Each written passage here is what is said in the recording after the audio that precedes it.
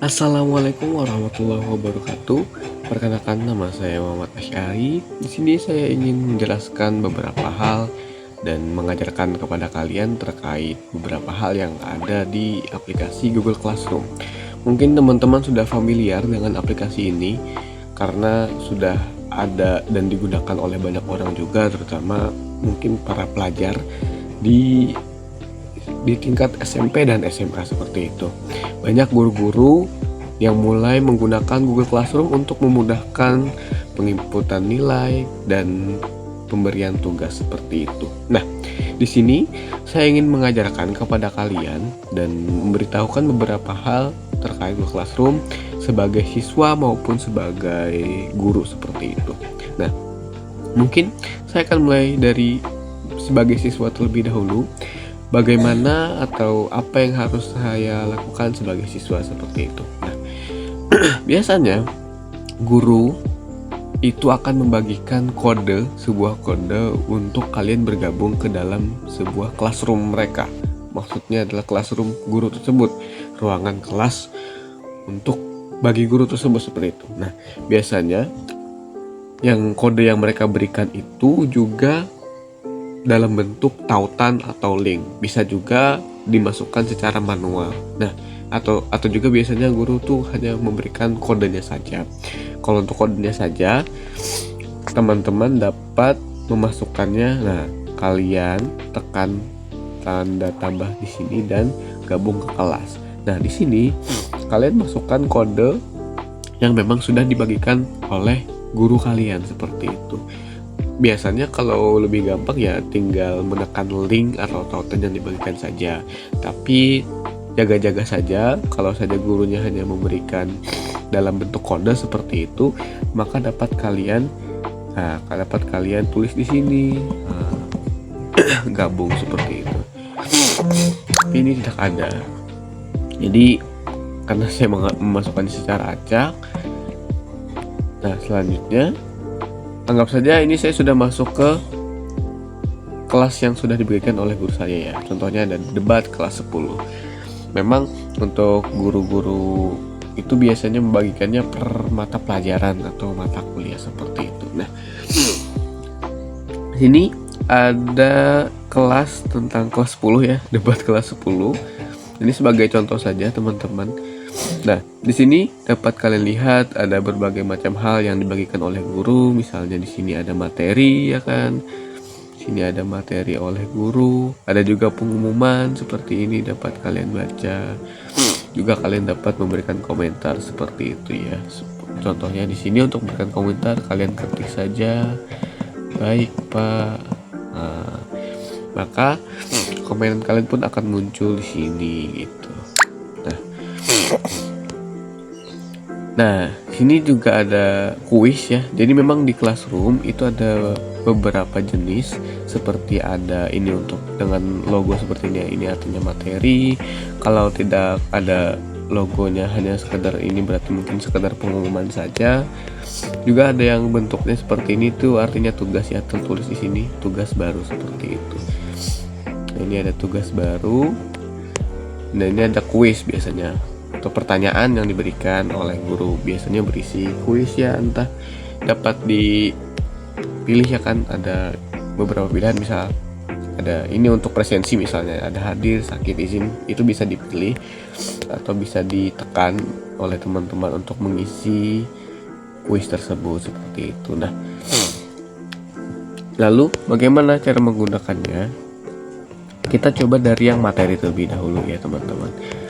Sini ada contoh saja, ini ada materi baru ya kan, etika dan modul ajar. Nah, di sini dapat kalian baca terlebih dahulu terkait apa yang disampaikan oleh guru kalian. Misalnya kan tuh ada apa ini, informasi terkait peraturan yang akan kalian baca. Lalu misal ada materi, oh ya ini ada materi, ada modul ajar. Nah, kalian buka saja. Nah, kalian pencet saja seperti itu, maka akan langsung masuk ke file atau file yang memang sudah disediakan oleh gurunya. Nah, jadi seperti ini untuk membuka materi yang diberikan oleh guru seperti itu ya. Nah, jadi tinggal ditekan saja seperti itu dan ya sudah seperti itu.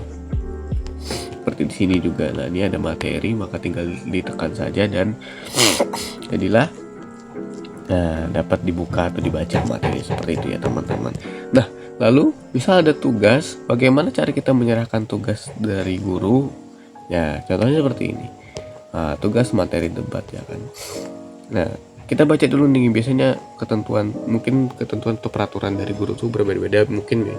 Misalnya kirimkan dalam bentuk dokumen atau dalam bentuk PDF. Itu bagi teman-teman perlu diperhatikan ya, peraturan atau ketentuan dari gurunya seperti itu, agar tidak terjadi kesalahpahaman atau tidak terjadi hal yang tidak diinginkan seperti itu. Nah, misal di sini, silakan teman-teman mengerjakan dalam bentuk DCX melalui gawai, komputer editing atau lain-lain, lalu kumpulkan dalam bentuk PDF. Artinya di sini guru meminta siswanya untuk mengumpulkan dalam bentuk PDF seperti itu. Kita tekan saja ini, tambahkan tugas. Lalu kalau kalian menyimpannya di drive, bisa tambahkan dari drive, tapi biasanya itu siswa ya biasanya sudah ada di gawainya gitu ya, ada di filenya. Jadi tinggal kalian cari file tersebut di sini, tekan upload, terus kalian cari file, misal ada ini, ada Muhammad Asy'ari ya kan, anggap saja ini file, maka kalian tekan saja dan sedang diproses. Ya, jika sudah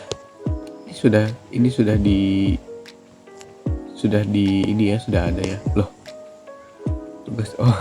Ini sudah melewati batas waktu ya. Terus bisa di sini, ini kelas 9 ya, karena misal di sini ini sudah. Nah, di sini tugas individu. Misal kalian mau mengirim tadi,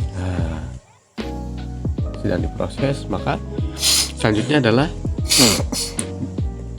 tunggu dulu. Nah, ini sudah, maka kalau ingin mengumpulkan, kalian dapat menekan tombol serahkannya. Jadi serahkan ini artinya mengumpulkan tugas yang telah kita muat di sini akan di lampirannya ada tugas kita.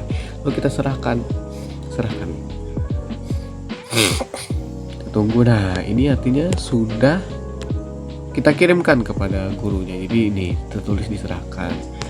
Nah, kalau mungkin ada beberapa hal yang ingin ditanyakan atau ingin dikonfirmasi, dapat kalian tulis saja di sini akan. Ini komentar ini hanya dapat dilihat oleh kalian dan dilihat oleh guru yang bersangkutan. Jadi tanpa jadi jangan takut akan dilihat oleh teman-teman, karena ini komentarnya bersifat pribadi seperti itu. Kalian tulis saja, permisi Ibu, maaf atas keterlambatannya, seperti itu ya. Nah, itu dapat kalian kirimkan dengan menekan tombol di sini seperti itu ya kan.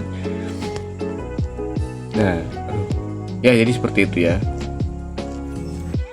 Komentar pribadi mungkin tidak dapat dihapus ya, seperti itu. Tapi ya sudah, tidak apa-apa. Untuk membatalkan pengumpulan dapat kalian tekan sini saja, batalkan pengiriman seperti itu ya. Nah, ini untuk membatalkan pengiriman. Untuk kalian misal merevisi tugasnya, kalian dapat batalkan pengiriman dan tambahkan tugasnya juga seperti itu. Nah, untuk tugas video, biasanya kan tugas video memiliki ukuran yang besar, sehingga untuk mengunggah di sini itu cukup lama dan mungkin menyulitkan seperti itu. Maka ada beberapa caranya. Misalnya salah satunya adalah dengan menyisipkan link. Nah, link ini dapat kalian sisipkan dengan video, entah itu dari Google Drive atau dari YouTube, dapat kalian kumpulkan melalui link ini seperti itu. Contohnya saja sebentar. Contohnya di sini saya sudah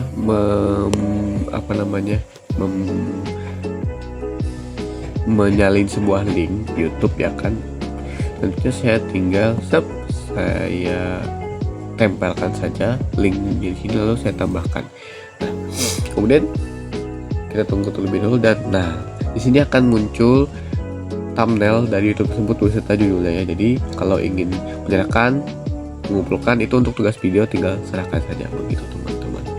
Jadi itulah cara menggunakan Google Classroom sebagai siswa atau sebagai murid dari sini untuk memudahkan kalian untuk belajar dan lain-lain seperti itu.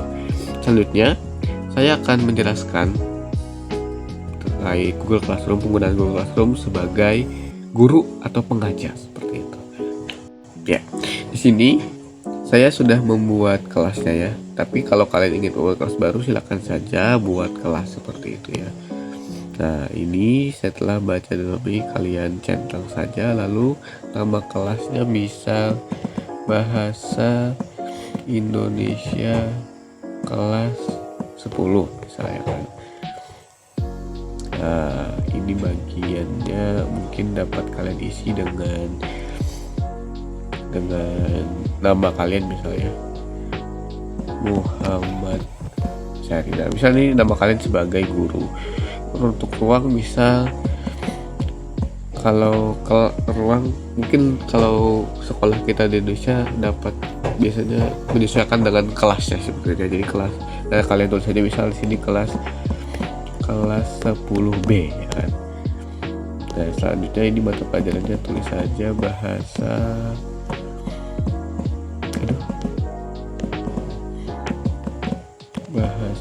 Indonesia. Kalian buat dan tunggu sebentar.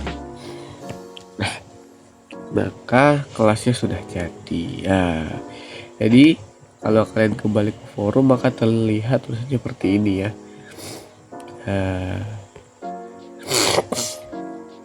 Bahasa Indonesia kelas 10. Nah, di sini sebagai guru ya kan, pengajar ya. Kalian dapat melakukan beberapa hal seperti di sini ya kan, mengumumkan sesuatu. Assalamualaikum teman-teman. Selamat pagi. Bagaimana kabarnya? Nah, kalian dapat mempostingnya atau mengunggahnya, maka di sini akan muncul pengumuman dari kalian. Pengumuman ini dapat dilihat oleh semua siswa ya kan. Nah, kalian juga dapat mengeditnya atau dapat menghapusnya seperti itu. Mungkin ada yang perlu diedit atau direvisi atau dihapus seperti itu. Nah, selanjutnya bagaimana cara menambahkan seperti tugas, kuis atau materi seperti itu. Nah, untuk hal ini dapat kalian masuk ke tugas kelas ini lalu tambahkan. Nah, ada beberapa pilihannya dapat kalian tambahkan. Bisa ada tugas, memberikan tugas, atau memberikan kuis, memberikan pertanyaan, atau memberikan materi seperti itu. Nah, untuk pemberian materi, kalian dapat memberikan materi ya, karena materi artinya tidak ada tugas biasanya kan, mungkin sekedar memberikannya materi dan beberapa pengumuman atau ketentuan seperti itu. Seperti di sini saya tulis, teman-teman, berikut saya kirimkan materi tentang debat. Selamat belajar. Belajar. Nah, di sini. Simpan. Nah, untuk menambahkan lampirannya, kalian bisa tambahkan di sini ya. Nah, kalau saya biasanya itu menambahkan file saja karena tidak saya simpan di G Drive seperti itu. Saya tambahkan misal ini. Anggap saja itu adalah materi seperti itu. Maka jika saya tambahkan maka ada seperti ini dan tinggal di posting saja. Atau kalau kalian ingin menjadwalkan postingannya, misal dapat kalian tambahkan misal untuk tanggal 8 Oktober ya kan. 8 Oktober pukul 16 misalnya kan, 16.00. Itu bisa kalian tambahkan seperti itu. Nah, jadi nanti akan kalian simpan sekarang. Jika kalian tekan simpan sekarang, maka materi ini akan muncul pada tanggal 8 Oktober pukul 4 sore ya. Jadi dapat kalian jadwalkan untuk mungkin misal untuk kelas pagi ya kan, misal terus kalian ingin memberikan materi sesuai jam yang telah ada dan takut lupa, maka dapat kalian jadwalkan seperti ini. Tapi saya tidak menjadwalkan, jadi saya batal dan saya posting sekarang. Oh ya, judul tidak ada, debat. Nah, posting. Nah, maka di forum di sini akan muncul debat, materi baru debat. Teman-teman berikut saya kirimkan. Nah, Jadi ini untuk materi dapat kalian gunakan seperti itu ya. Selanjutnya untuk pertanyaan. Nah, pertanyaannya kan misal di sini saya tulis saja untuk presensi kehadiran. Terus sini silakan isi sesuai keadaan yang sebenarnya. Kalau kalian pilihan ganda ya kan bisa memberikan pilihan jawaban singkat ya kan, misal untuk memberikan esai, bukan esai sih, lebih untuk pertanyaan yang isian seperti itu ya. Jadi yang memang perlu yang perlu ditulis oleh siswa, tapi karena ini presensi maka saya memilih pilihan ganda. Tambahkan jawaban, bisa opsi 1 ada hadir, tambahkan opsi sakit, izin. Simpan dan kalian tinggal tanyakan, maka akan muncul setelahnya di sini. Nah, ini mungkin karena sebagai siswa jadi memang kita tidak dapat memilih ya. Nah, pertanyaannya silakan. Nah, mungkin tidak terlihat karena kita sebagai pengajar, tapi kalau sebagai siswa maka akan terlihat seperti yang telah saya tampilkan tadi ya, saya tampilkan sebelumnya. Selanjutnya kalian dapat memberikan tugas dari sini ya kan. Judul tugas misal tugas argumen debat ya kan. Nah, sini dapat kalian judul saja tugas argumen debat. Lalu dapat kalian beritakan dari sini tulis dan video tulis dan rekam diri Anda saat mengutarakan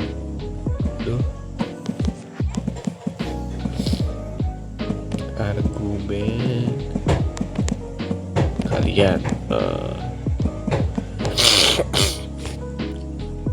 Maka sini dapat ditugaskan saja ya kan, langsung saja, misal tidak perlu ada lampiran, tidak perlu ada misal hanya sekedar tinggal kirimkan videonya saja, jadi langsung tugaskan saja. Nah, maka tugas argumen debat itu akan muncul di sini ya kan.